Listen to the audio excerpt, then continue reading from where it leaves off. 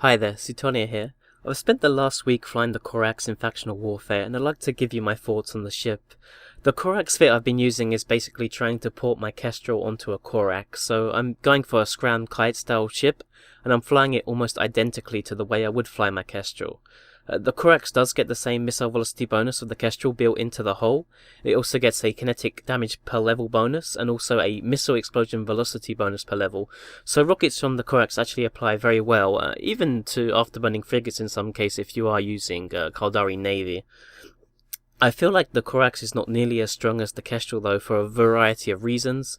A lot of destroyers get projection bonuses. In fact, every single turret destroyer gets at least an optimal range bonus, and the Catalyst and the Cormorant get 2 range bonuses. The Dragoon, the Algus and the Tower can all project into Scram range too, so Scram kiting is not as powerful as it is on the frigate level. The early turret projection bonuses on frigate hulls are the fall-off bonuses on the Atron and the Rifter, both of which don't really matter that much at all, and of course the Kestrel, which would be a mirror matchup. The Corax is also horrendously slow. Here's a fun fact for you. The Corax is less than 10 meters per second faster than a Mauler with a 1600 plate fitted to it. Ouch, that is bad. Because of this, the Corax is very likely to be caught in gate camps and kited around, which makes it really bad for roaming nullsec especially. Outside of the small plexes in factional warfare, it's really hard to find a place for the Corax because the Caracal is much more mobile with better damage projection, better damage and better tank. The newly released Jackdaw is also faster than the Corax even when it's in defensive mode or sharpshooter mode, so I think the Corax is fairly obsolete now. I think a lot of destroyers currently compete with attack cruisers like the Caracal right now, and given the advent of tactical destroyers, it would be nice if Tech 1 destroyers all got some more speed, which would place them maybe in between interdictors and attack cruiser speeds. The Corax is one of the slowest ships in the entire game based on the speed for its size. So that's pretty bad. Because of this, the Corax also really struggles to deal with long-range kiting ships like Condors, Tristans, Imperial Navy Slicers, and those are ships that the Kestrel can kill. So because of this, even though it's a destroyer, it actually has more problems with frigates than Kestrel does, I feel. So I find it really hard to recommend the Corax as a competitive ship, but you can sometimes kill badly fit Svipuls in it, or Svipuls that you're able to kite. So your primary targets when you're flying the Corax are going to be destroyer hulls which don't have projection bonuses and brawling frigates which you can kite at range. So this first fight I'm going to show you is a Thrasher. Against the Thrasher, obviously you just want to kite at range.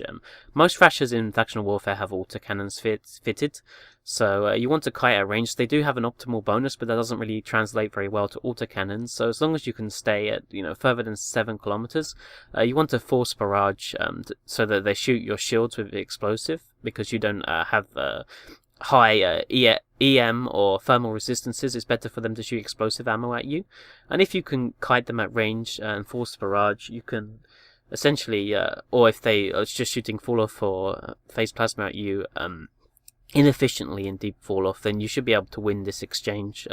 The Thrasher can probably kill you if you start the fight closer than 5 kilometers. As you can see, his buddy in an Algus comes in right now, and I'm trying to burn away, and this is sort of like one of the reasons why the speed on the Corax is so bad. I come pretty close to dying here. Fortunately, the Algus doesn't heat after me. So just to demonstrate another Thrasher fight for you, that I actually end up losing this fight, and it goes to show you how important manual piloting is. I was pretty lazy here and was just trying to passively orbit him, and he actually gets a heated MWD cycle on approach from me, and he actually ends up coasting in because of the scan res difference between the Thrasher and the Corax. He's actually able to get quite close before I'm able to defensively scram him, and even though he doesn't have a web and I do have a web, so I do have range control here, because he got just close enough to me by just coasting in, I wasn't able to control him in time, and he was able just to apply too much damage to me, and he won the fight. I should have MWD'd away from him. It was just sloppy play from me. So next up, this is a fight versus an Algus, and I'm coming into the Plex with him. Against an Algus, what you want to do is you want to obviously scram kite it, just so it cannot use the utility high slots that it has for DPS or newts as well. Very commonly Alguses have blasters or autocannons or newts fitted in the high slots, so being able to kite at range can mitigate a lot of that DPS, and if it's just the Argus's drones versus you at range with your rockets, you should be able to win the exchange, but it's still pretty close, because especially against whole tanked Arguses, because they just have so much efficient tank and DPS. So I'm just kiting at 8 kilometers a second. 8 kilometers. The Argus has blasters fitted in this case, so you can see by staying outside the blaster range, I'm just able to kill him faster than he can kill me. If I was at 2 kilometers from this Argus, I probably would have died pretty quickly. And that's generally just how you want to fight most destroyers, is just stay at 8 kilometers. So here is another Argus fight between me and some other guy. I am actually in fleet with him, which is why he doesn't appear on the overview. It was an arranged fight between me and him. Here I should have used my Microwarpdrive and burned away from him. He was able to, the same as the Thrasher fight I showed you earlier, he was able to coast in too close. And this Argus has autocannons fitted, and even though they are they're not Tech 2, they're Tech 1 autocannons, they're still able to do just enough DPS to push this fight over the limit. So again, you need to, when you're fighting against other ships, you need to use your Microwarpdrive and double click in space away from them rather than just passively orbiting them. Bear in mind that my Corax character only has Destroyer level 4 in these fights, and it's still pretty close, but it's still sloppy piloting from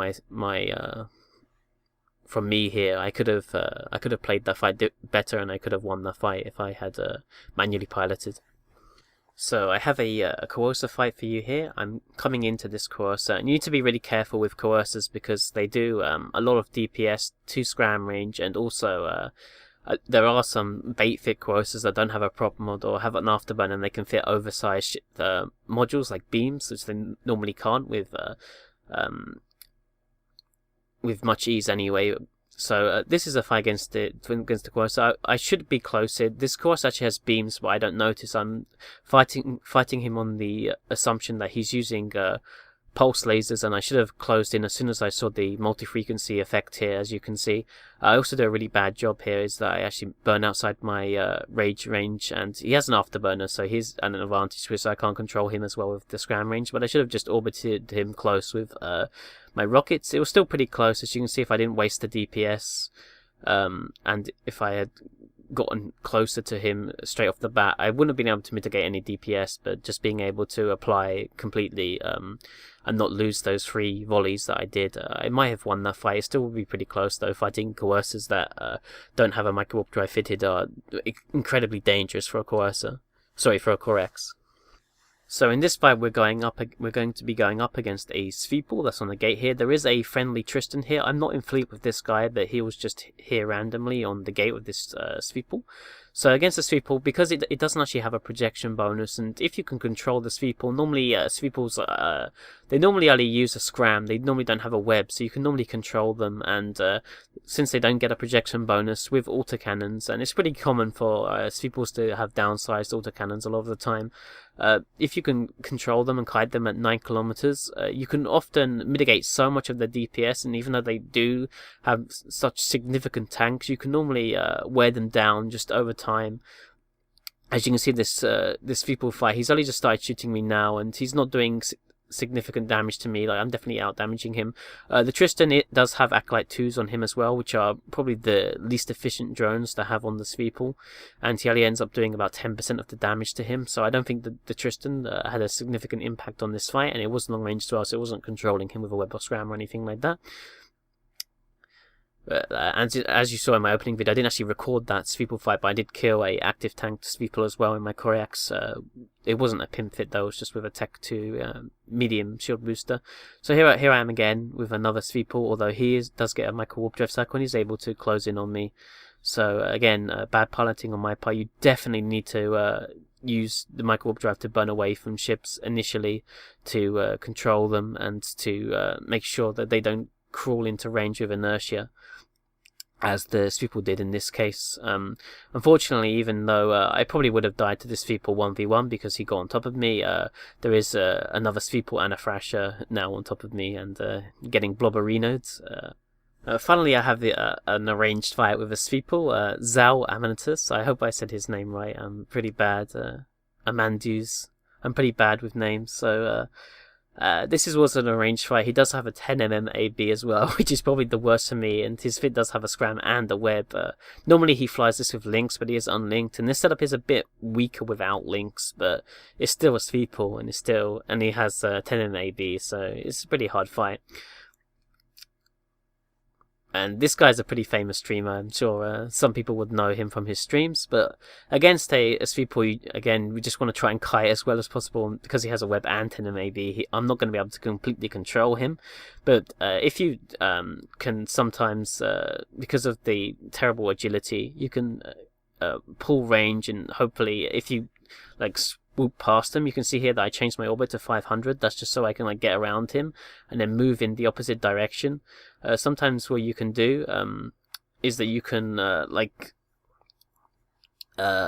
swing to the opposite direction. Then if he wants to approach you, his ship has to do a much bigger turn than you.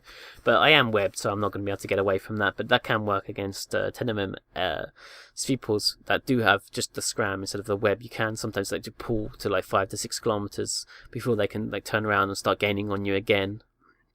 So yeah, that was a pretty fun fight. Final thoughts on the Corax is that I think it's a lot better than what people realize, but I still think it's not really a competitive ship. The slow speed is probably the worst part of it. I really wish if the Corax had an extra 300 meters per second speed with Microwarpdrive on, so it was like 1.7, so maybe it was still slower than a Caracal by about 10%, but not like terrible, like not slower than a 1600 plated Mauler almost, then I could see the Corax seeing more use in nullsec. Also, the Jackdaw has released now, and the Jackdaw is faster than the Corax even in defensive or sharpshooter mode, so I think the Corax is RIP now. Also, Jackdaw, once the prices go down to around 35 million, so it's around the same price as the Svipul and the Confessor currently, after insurance it will be not significantly more than a Corax, so I think that the Jackdaw will completely replace the Corax unless you don't have Kadari Destroyer 5. Thanks for watching, and see you again soon.